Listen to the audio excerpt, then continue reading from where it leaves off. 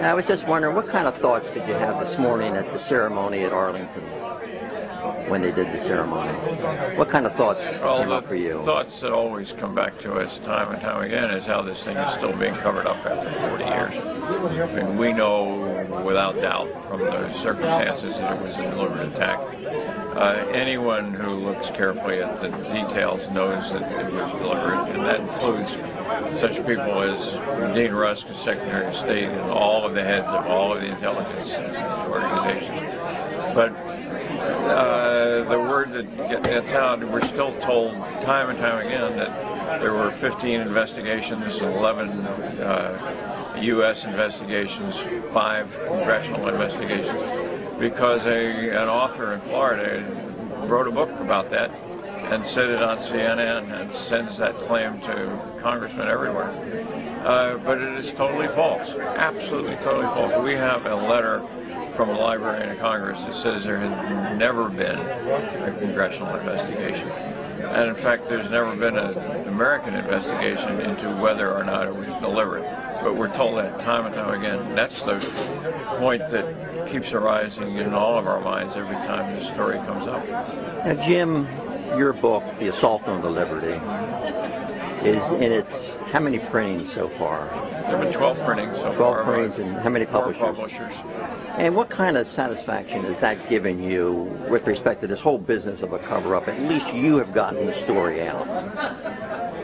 Does that give you some sense? There is a lot of satisfaction in knowing that I have told the story in a way that is believable and persuasive to everybody that reads the book. I have not heard from anybody who has read the book and looked at the evidence who said, you're just a troublemaker. That's not true. The book will show almost anybody that reads it that this was a deliberate attack by a so-called ally, and that they and even elements of the United States have been covering it up for 40 years. If you had a chance to go on national TV and talk to the American people, what would you tell them? What would you tell the American people? Well, I've been on national TV a few times, and I did a 2-hour interview with Larry King a few years ago, and I told him basically what I just told you, that the evidence is totally persuasive. All you got to do is look at the evidence. Consider the fact that the Israelis claim that they came after the torpedo explosion. They came alongside immediately and offered help. Every man on the ship will tell you that there was another 40 minutes after the torpedo explosion, and that they attacked us machine gunning anything that moved for 40 minutes, and then they left for 45 minutes or an hour, came back. In the meantime, they machine gunned our life rafts in the water, and the pilots, while they were attacking, were radioing their headquarters that this is an American ship. But the Israeli side keeps publishing falsehoods, keeps publishing the big lie that this has been investigated again and again, and those people that tell us they're just conspiracy theorists and they're not to be believed. And that makes me and everybody who knows the story angry. Do you have any hope that in your lifetime that this Congress or the next Congress is going to do anything about this, having a full public hearing, a full inquiry?